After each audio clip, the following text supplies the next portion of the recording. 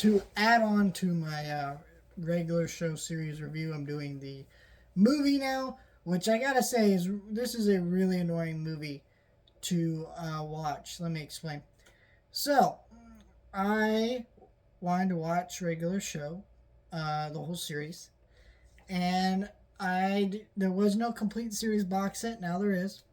So I went on Hulu, started watching the show, and then I looked uh, on Roku and searched regular show the movie just to see where it was streaming. Right?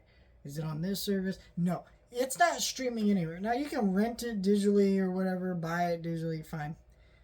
But if you want to watch this film, like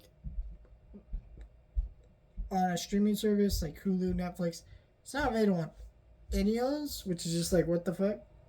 Now, it is available in the complete series box set. If you want to just own the movie by itself, you can no longer do that. That DVD is out of print.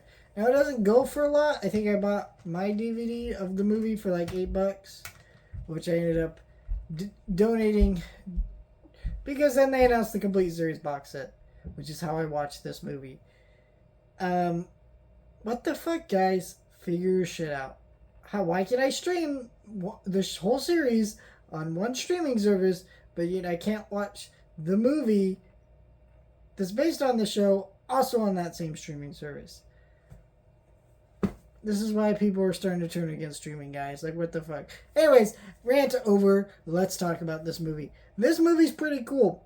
I believe this is the first ever regular show anything I've ever really watched.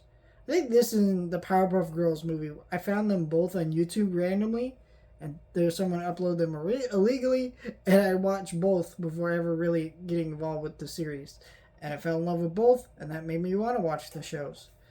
And this movie is really good. I think they really understood the task at hand when making this movie. This movie definitely feels very cinematic and very well focused in its plot. And what I really think impresses me the most about this movie is I can only watch so much a regular show. It's a hard show to binge because the formula and storytelling is so repetitive. So the idea of like regular show being brought to an almost hour and a half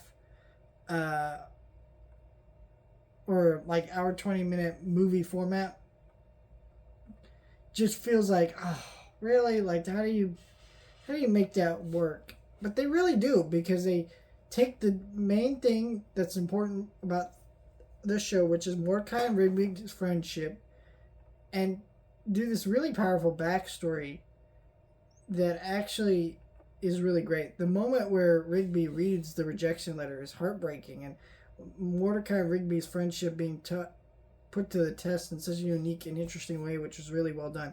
And what I really like too is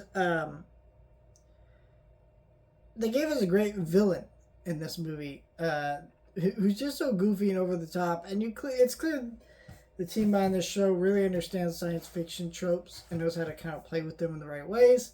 I mean, they eventually did in season 8. It didn't all come together in season 8, but you could see where kind of the elements of season 8 where they all went to space kind of came from in this movie.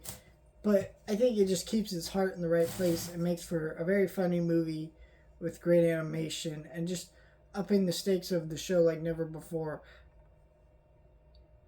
And, I mean, this was before season 8 and some other things that actually did up the stakes quite a bit more. But yeah, it was a great series, movie that I think did what it needed to do very well and was fun and exciting and interesting and just did what it needed to do really well.